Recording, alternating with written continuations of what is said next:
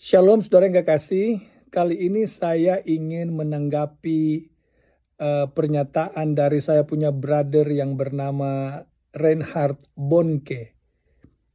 Kalau dilihat dari cara dia bicara, kemungkinan besar dia orang Manado. Jadi kalau betul brother orang Manado, maka salam kawanua. Kita basudara bro. Nah karena torang basudara, saya memberanikan diri untuk merespon brother punya pernyataan karena sangat baik untuk kita mengerti. Brother ini katakan apa yang selama ini saya sampaikan di media sosial berbeda dengan para nabi-nabi, para rasul perjanjian baru. Dia katakan para rasul perjanjian baru tidak mengajarkan Sabat, hanya mengajarkan Injil. Well, sesederhana sebenarnya jawabannya. Kenapa mereka tidak memberitakan Sabat? Karena di zaman mereka Sabat bukanlah pertentangan. Semua orang umat-umat Tuhan yang ada di zaman perjanjian baru sementara memelihara hari Sabat.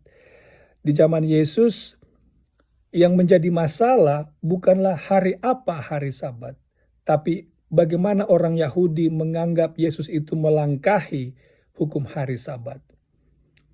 Jadi kenapa mereka tidak berbicara tentang mengajar tentang Sabat?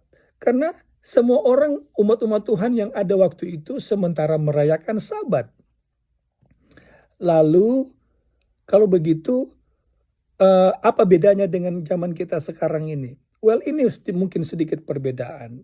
Di zaman orang Yahudi itu sangat taat kepada hukum Taurat. Malah mereka menciptakan hukum-hukum yang lain yang memberatkan, yang dikenal dengan misfot atau 613 hukum Taurat, yang bukanlah rencana Allah untuk menciptakan hukum-hukum tersebut karena memberatkan manusia. Tapi pada dasarnya orang Yahudi ini sangat taat kepada hukum. Tetapi mereka menolak Yesus Kristus. Mereka menyangkal, tidak mau mengakui Yesus. Nah di zaman kita ini terbalik. Orang-orang Kristen pada umumnya mengakui Yesus, menerima Yesus, tetapi menolak perintah-perintah Yesus. Ini kan sama saja sebenarnya. Lalu kemudian di zaman Yesus katanya atau para rasul yang digunakan oleh para rasul adalah tradisi lisan karena Alkitab belum ada. Well, mari kita lihat baik-baik saudara, benarkah Alkitab belum ada? Kesaksian Alkitab menyatakan yang digunakan oleh Yesus dan para rasul di zaman mereka ada loh Alkitab, yaitu Alkitab Perjanjian Lama. Kalau saudara pergi ke Lukas pasal 24, Yesus bertemu dengan dua orang murid yang dalam perjalanan ke Emmaus. Yesus mengutip tulisan para nabi, yaitu Perjanjian Lama. Kemudian kalau saudara perhatikan semua ungkapan-ungkapan Yesus di kitab Injil, di The Gospel, Matius, Markus, Lukas, Yohanes, Yesus itu menggunakan Perjanjian Lama. Yesus tidak pernah mengutip tulisan para rabi atau tradisi dalam menjalankan ajaran atau dalam mengajarkan umat-umat Tuhan di zaman itu. Demikian juga para rasul. Para rasul menggunakan kitab Perjanjian Lama. Mereka tidak menggunakan tradisi ketika itu saudara. Yang menggunakan tradisi adalah orang-orang Farisi.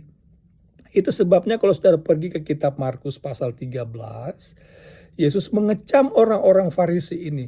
Kamu menomorsatukan mengutamakan adat istiadatmu daripada firman Allah.